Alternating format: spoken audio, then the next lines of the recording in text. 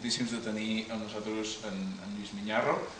Quan ens vam plantejar qui podia venir en aquesta tercera sessió del director convidat, decidir el seu nom va ser el primer que va sortir, i per tant estem molt contents que hagi pogut venir, i més tinguent en compte les circumstàncies en què ho fa, perquè ell tot just fa unes hores arribava del Festival de Rotterdam, on ha presentat Finisterra i no sé si una altra pel·lícula. Dos, i Aità també, però la competició Finisterra. Llavors, a més, ha vingut triomfador de Rotterdam i fa escasses hores que ha arribat a l'aeroport i ho ha tingut una mica complicat per arribar fins aquí, per tant, doblement agraïts pel fet que hagi vingut. Nosaltres habitualment dediquem aquesta primera nit al curtmetratge. En el seu cas, ell com a productor al mando d'Eddie Saeta, que és la seva productora, ha fet poc curtmetratge.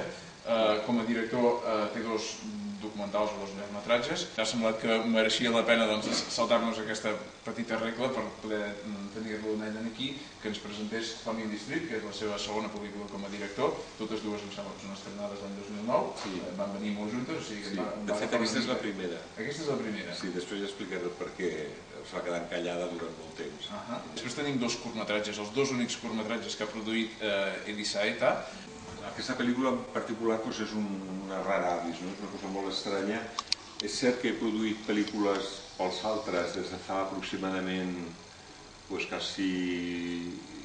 La productora té 20 anys, però jo diria que cinema fa 15 anys. Els primers anys ens van dedicar a fer publicitat, amb el que es va poder guanyar un capital, diguéssim, per després poder començar a fer la primera producció, que a més va tenir èxit comercial en aquest cas. I llavors això ens va servir per anar continuant. Per què això? Perquè realment el món del cinema és molt difícil, vull dir, el que no està ja integrat des de fa molt temps és un intrús i no se li facilita la tasca, això és així.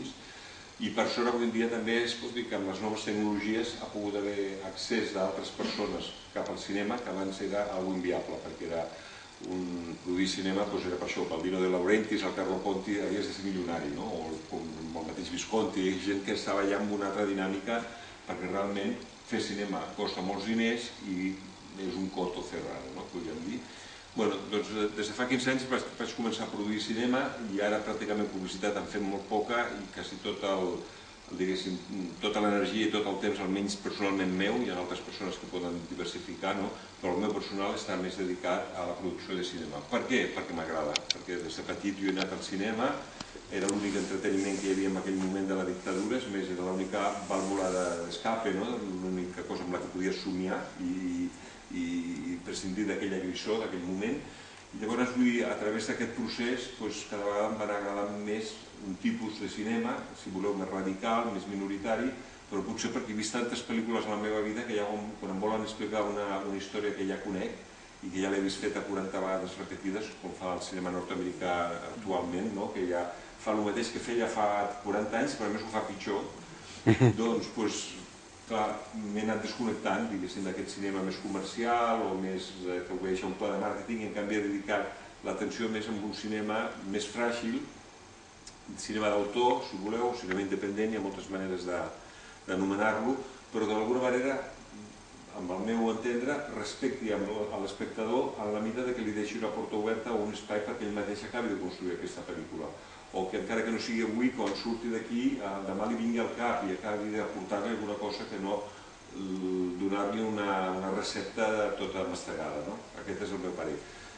Perquè he vist molt cinema, perquè m'agrada el cinema, perquè he sigut crític de cinema també, com a afició, a la revista Dirigido, d'això fa 30 anys, quan no hi havia altres històries, i perquè he fomentat això, que avui en dia és més minoritari, com és el cineclubisme.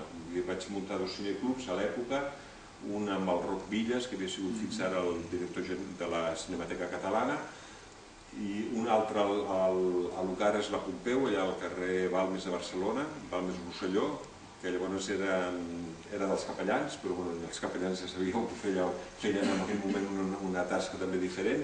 Llavors, amb el cineclubisme vaig descobrir també que la capacitat que té el cinema com a eina, diguéssim, de reflexió en si mateixa.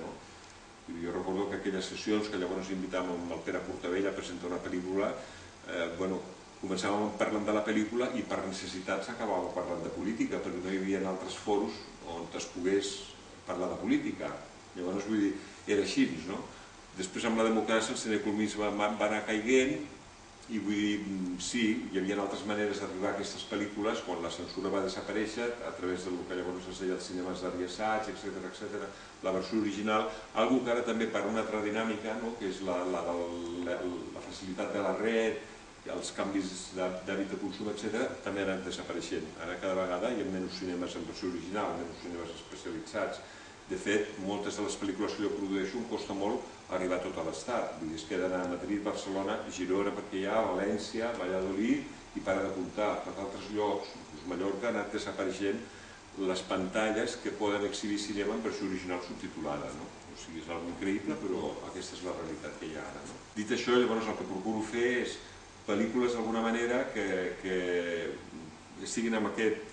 Primer que m'agradin a mi, vull dir que amb les que connecti, tant amb l'autor com amb el que ell vol, el seu món de referències o el que ell vol transmetre, que això no necessàriament es llegeix amb un guió, o sigui, és una connexió personal, una intuïció, si li voleu dir, Primer això, i que m'hi senti jo identificat. I segona, també tinc molt clar que no vull contribuir, perquè ja començo a tenir una edat i no vull perdre el temps, el meu temps, el temps que em quedi, amb productes, diguéssim, més banals o més comercials. Per això ja m'hi dedicaria a tornar a fer publicitat, que és el que venia fent fins ara. Vull dir que era més clar, almenys allò saps que és per vendre i punt, no li tens que vendre ideologia a ningú, és una altra cosa.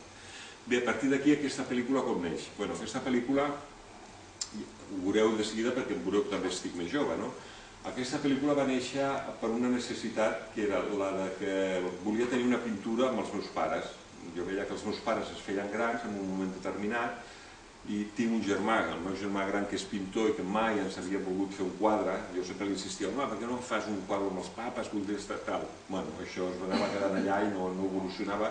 I un bon dia em van presentar un pintor, que és el que està a la pel·lícula, que venia de Perú, encara que ell és nascut a Barcelona, però se'n va anar als 18 anys a Perú, va estar allà 10 anys i als 27 anys va tornar a Barcelona. Me'l va presentar una amiga, em va agradar l'obra que vaig veure que havia fet i li vaig dir, li encarrego que ens pinti un quadre. Llavors, quan va començar el dia aquest, que va ser un hivern a Barcelona, a casa dels meus pares, quan començava ja a pintar aquest quadre, aquell mateix dia em vaig donar compte que valia la pena filmar-lo allò, perquè sortiria, jo conec els meus pares i sé que la meva mare és molt xerrameques i vaig dir, segur que aquí surten coses interessants. Llavors vaig dir, això ho filmarem, el primer dia vaig cridar un amic, un director amb el que he treballat perquè em fes de càmera, mentre jo també estava amb ells, per donar-los confiança, i després, a la segona sessió de pintura del quadre, vam incloure una sonidista per agafar el so d'una manera millor que no que regissar una petita càmera de vídeo. O sigui, això va començar així, amb la pretensió que quan s'acabés aquesta peça, això fos un record familiar, vull dir, per nosaltres, per la nostra família. Després va haver un fet luctuós, que ja el parlaré al final, aquest material es va quedar en un calaix, van passar 8 anys, i després un bon dia, fa un parell d'anys d'això, recuperant aquest material amb el muntador, amb el Sergi, dic, escolta, fem alguna cosa, perquè allò es va quedar allà i potser hi ha alguna cosa interessant. Els meus pares en aquell moment, fa 2 anys, encara eren vius. Llavors, recuperant aquest material, ella va muntar i em va dir, Lluís, aquí hi ha una pel·lícula, no una pel·lícula només domèstica, hi ha una pel·lícula d'interès general perquè es parlen molts temes del que ha sigut aquest país, diguem-li, durant els últims 100 anys, i d'alguna forma, vull dir, pot interessar a més gent, sigues generós i ensenya-la, tira-la endavant. A mi em donava, us ho tinc que dir sincerament, ja ho veureu després, un cert pudor, perquè clar, ja ho veureu, és com si us invités a berenar a casa dels meus pares. És més, durant aquest procés de rodatge m'han entès de coses que jo no sabia. Vull dir que també ha sigut com una teràpia personal, això. I també hi ha hagut gent que em deia de la família, però què fas, boig, això és per la família, una audiència que no conec no té per què veure això, Total que al final em vaig animar perquè també avui dia no hi ha res a amagar, ja que dius, tot es pot saber, vull dir que no, estem en un altre món, Em vaig animar primer a que anés a Karlovy Vary, un festival de la República Txeca, d'això fa 2 anys. La pel·lícula els va agradar, la vam projectar, va tenir èxit, vull dir, inclús una audiència que no coneix, diguéssim, el que ha sigut la història d'Espanya, diguéssim, dels últims anys, la van entendre, perquè té uns aspectes humanístics que la van entendre i s'hi van identificar, i això em va animar després a donar-li més corda. Llavors va començar a anar a més festivals, després va anar creixent una mica dintre de la seva modèstia, però és una peça diguéssim, molt modesta. M'hauria costat més pagar al final perquè es pugui veure en públic els drets de les cançons que tot el més. Per tant, perquè els meus pares eren actors gratuïts, no? Podríem dir, no vaig tenir que pagar un caché als actors, no? Bueno, total que això va anar creixent per si mateix i llavors l'any passat es va acabar estrenant a sales de cinemes i per això va coincidir amb l'altra pel·lícula que l'havia fet al mateix temps, diguéssim, la vaig fer al mateix temps que aquesta pràcticament s'acabava i s'estrenava i per això amb el temps, diguéssim, totes dues tenen el copyright de 2009.